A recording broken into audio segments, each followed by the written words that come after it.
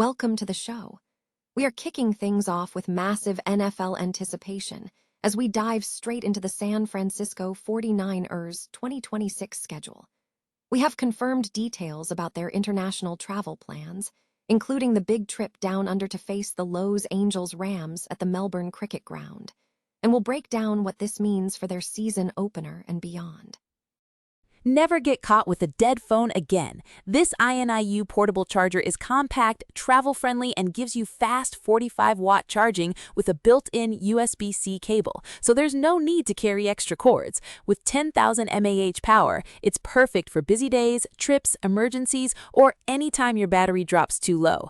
Grab yours on Amazon through the link in the comments before your phone hits 1%. Next up, we turn our attention to the Seattle Seahawks and the massive shift happening in their rushing scheme. We're looking at how General Manager John Schneider made a huge move by selecting former Notre Dame running back Jadarian Price, and how this player is expected to propel the Seahawks forward in Brian Fleury's new offense. Now, let's talk about the San Francisco 49ers rookie outlook. We examine which three rookies are poised to be multi-year contributors, spotlighting wide receiver Dejon Stribling's potential, and also looking at the defensive line additions like Romelo Height and Grayson Halton. Finally, we tackle the hot topics surrounding the 49ers draft philosophy. We unpack the controversy over their rejection of the NFL Consensus Draft Board, analyzing why this groupthink is flawed, and why John Lynch and Kyle Shanahan need to focus on winning over following the crowd. Stay with us for the rest of the show. With the NFL offseason nearing its close, and free agency signings finalized alongside the annual draft, focus is now shifting to the San Francisco 49ers 2026 NFL schedule. As the league enters its schedule release season, while specific game dates and television slots remain unconfirmed, several key international and domestic fixtures have been revealed. Confirmed international travel includes a significant trip to Australia. The 49ers are set to make a 16 or 17-hour flight down under to face divisional rivals, the Los Angeles Rams, at the Melbourne Cricket Ground. This will mark the first NFL game played in Australia, with the Rams hosting the matchup. This decision, which means no trip to SoFi Stadium this year, is reportedly intentional, a move coach Kyle Shanahan has admitted he believes was strategic, though he suggests it primarily serves to grow the franchise's audience. In addition to the Australian clash, the 49ers are also scheduled to host another international game, playing in Mexico City, following their previous victory over the Arizona Cardinals in 2022. Looking toward the regular season, NBC Sports Bay Area has reported that the Miami Dolphins are slated to be the 49ers' opponents in Week 11, scheduled for Sunday, November 22nd. This places the 49ers in a unique position, slated to play in 3 different countries during the 2026 season. Regarding their domestic opponents, following the city by the Bay's third-place finish in the NFC West, the 49ers' 2026 slate will feature matchups against 4 teams from the NFC East and AFC West, alongside third-place finishers from the NFC North, AFC East, and NFC South. The Seattle Seahawks have made a significant move in the 2026 NFL Draft, targeting a dynamic running back to replace Super Bowl 60 winning MVP Kenneth Walker III. General Manager John Schneider selected former Notre Dame running back Jadarian Price at number 32 overall, a pick that analysts suggest positions Price perfectly for the team's evolving offensive scheme. Price is projected to be an excellent fit within head coach Brian Fleury's new offensive system. Fleury is expected to implement an iteration of the outside zone-based scheme that Clint Kubiak utilized last season. This strategic direction aligns with the broader trend in the NFL, as both Fleury and Kubiak previously trained under San Francisco 49ers head coach Kyle Shanahan, a major proponent of the zone-based approach. While Fleury is anticipated to introduce fresh concepts, the Seahawks' 2026 offense is not expected to deviate significantly from the outside zone structure. This system is familiar territory for Price, and his skill set is ideally suited to thrive in zone-based concepts.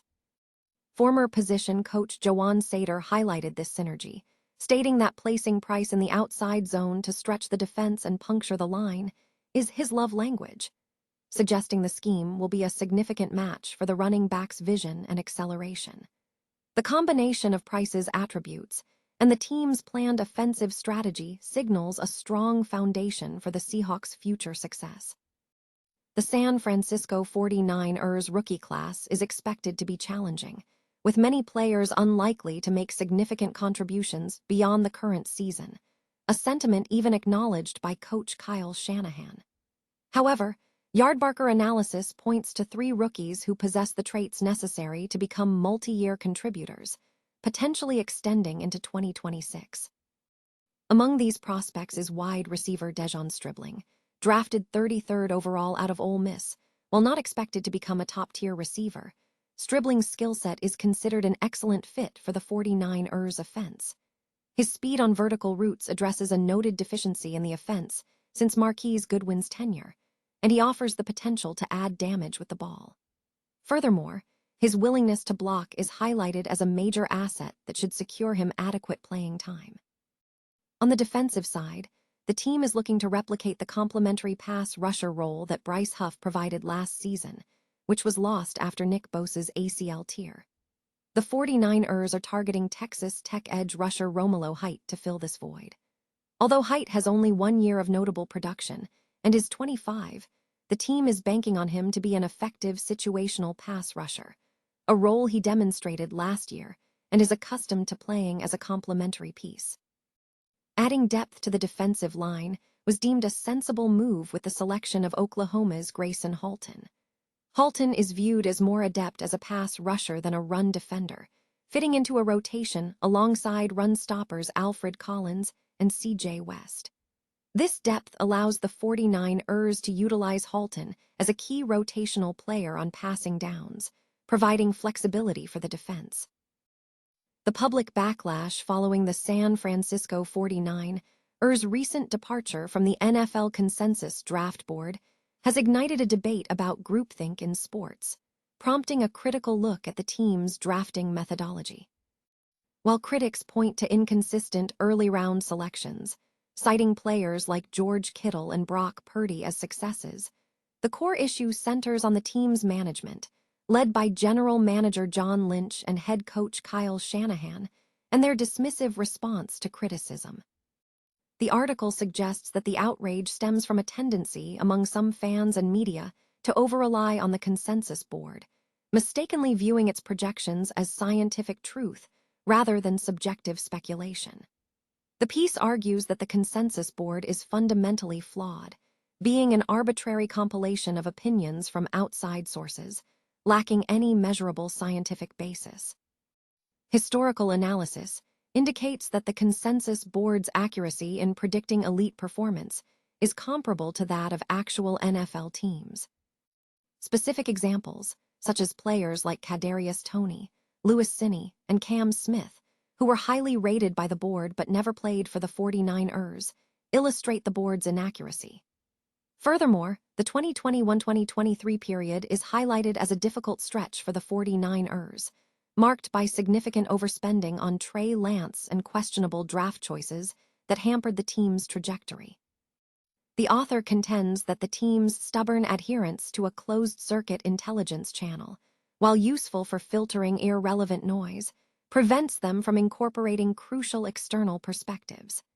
This isolation has fueled a near-cultish worship of the consensus board, pushing fans toward an absurd belief in its infallibility.